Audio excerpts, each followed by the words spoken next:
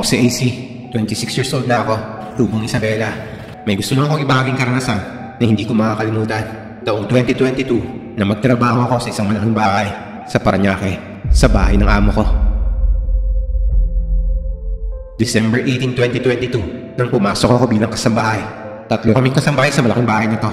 Nung unang linggo pa lang sa trabaho, maayos naman yung takbo at hindi ako napapagalitan kasi nagagawa ko ng maayos yung trabaho ko at lagi ko naman nasusunod ang mga utos ng amo ko. Palakaibigan din kasi ako, kaya mabilis ko nakasundo yung dalawang kasambahay na nauna sa akin dito, si Nanay Lucia at si Ate Carol. Hanggang isang araw, hapon na matapos kami sa gawain namin, kaya nakapag-decision kami na magpahinga na muna.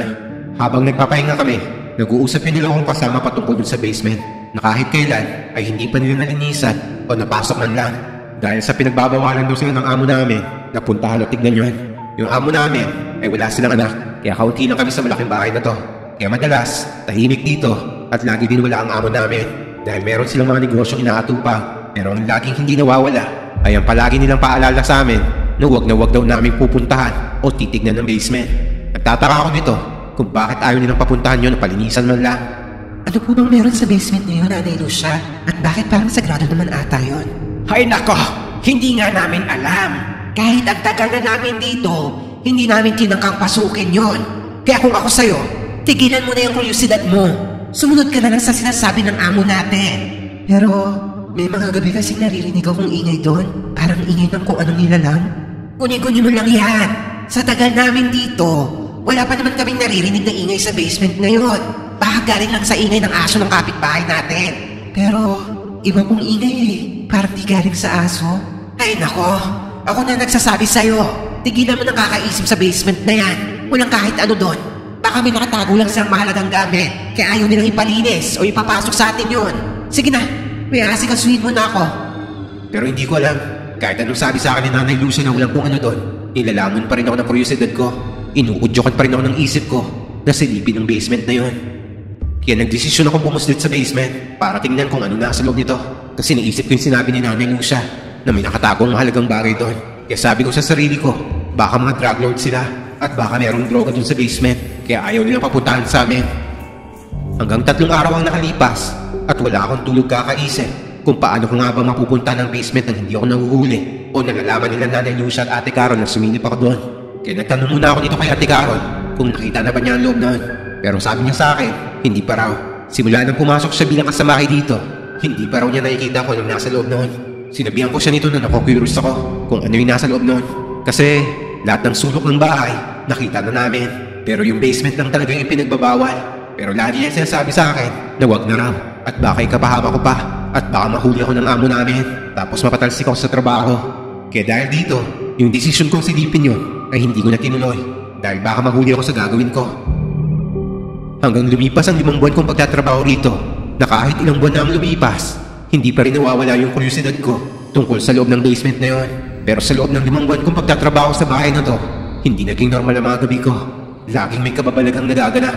Tuwing kabilugan kasi ng buwan, napapansin ko lagi yung ingay na nanggagaling sa basement na para bang may nagwawala doon. Kaya ng isang gabi at hindi ako makatulog sa ingay na naririnig ko, dito na ako nilamon ng kuryosidad ko. Sakto rin na wala yung amo ko ng gabing to. Sinilip ko muna kung anong oras na at nasa alauna na ng madaling araw nito. At dahil na may pagkapusa ako at hindi talaga ako natatahimik pag hindi ko nakikita yung mga gusto kong makita, kaya walang nakapigil sa akin ng gabing to. Tulog na ang mga kasama ko nito at ako na lang ang gising dahil nasa ingay na naririnig ko at hindi ako mapakali kung ano meron sa basement. Kaya dahan-dahan ako pumunta doon at hindi ako gumawa ng kahit anong ingay na magpapagising sa mga kasama ko. Nang makarating na ako sa basement, napansin ko yung malaking kandadong nakalak sa pinto. Tapos napapalibutan pa ng mga bakal to. Kaya hindi ito basta-basta masisira o mapapasok. Kaya naghanap ako ng pwedeng butas na pwede ko masilipan. Nang makalapit na ako sa pintuan, nagulat ako kasi biglang may bumagsak sa loob na parang may mga nababasag. Pero hindi pa rin ako nagpatinag at natakot dahil nangingibabaw pa rin sa akin ang kuryosidad ko na malaman ang meron sa loob nito. Saktong maliwanag ang buwan nito kaya hindi ako nahirapan mga pasadilim dahil may bintana rito at ang labas niya yung garden. Hanggang sa inikot ko ang paningin ko at saktong may nakita akong maliit na butas. Kaya pagkakataon ko na to para masilip ko ano yung nasa loob nito. Dahan-dahan ako lumapit sa may butas. Pagsilip ko, nagulat ako sa nakita ko at nagsitayo ang lahat ng balahibo ko. Dahil sa hindi maipaliwanag na mukha ng nilalang na to, ang payat niya at halos buto-buto na lang ang katawan. At meron siyang mahabang kuko at mapupulang mata. Nakita ko kung paano niya amuhin lahat ng mahahawakan niya at ibinabato niya to pag ayaw niya. Hindi ko maintindihan yung mukha niya, kung tao ba to o demonyo. Sa sobrang takot ko nito, umalis na kagad ako sa basement at tumakbo na ako pabalik sa kwarto namin. Pero nagulat na lang ako nang bigla akong sinampal ni Nanay Lucia. Anong ginawa mo? Hindi ba sabi ko sa'yo huwag mong pupuntahan ng basement? Bakit ang tigas ng ulo mo? Hindi po ako mapakali. Dahil ba talaga yung nararamdaman ko sa basement na yun? Ano ka ba, Ese? Alam mo ba yung kurisidad mong magpapahamak sa'yo? Pero tama ako. May kung anong nilalang sa basement na yun. Nakakatakot ang itsura niya. Basta may halimunan nakatago doon. Dito niya inamin sa akin na matagal na raw nila alam ni Ate Carol ang nasa loob ng basement na yon. At isa raw itong sigbin, isang lihim na itinatago ng amo namin. Ito raw din ang rason kung bakit napakayaman nilang mag-asawa.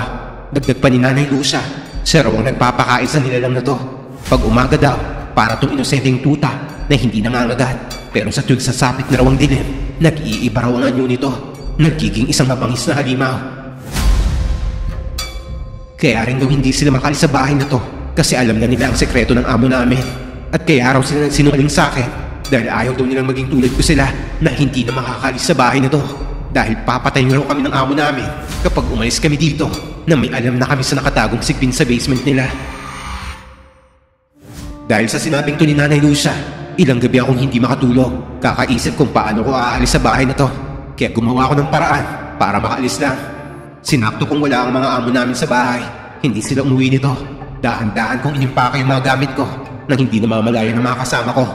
Tapos isang umaga, nakita kong busy sila. Dito ko na pinuslit ang gamit ko at pinalalamog ko to papunta sa lugar ng pinsan ko malapit lang dito sa Parañaque. Tapos bumalik ulit ako sa trabaho ko. Nang safe na ang mga gamit ko, mga bandang hapon nito, nagpaalam ako kay Nanay Lucia at Ate Carol na may bibili lang ako sa tindahan. Pumayag naman sila. Dito na ako nakakuha ng pagkakataon na makalis na. Nagmadali kaagad ako makalabas ng bahay dahil baka maabutan ako ng amo namin.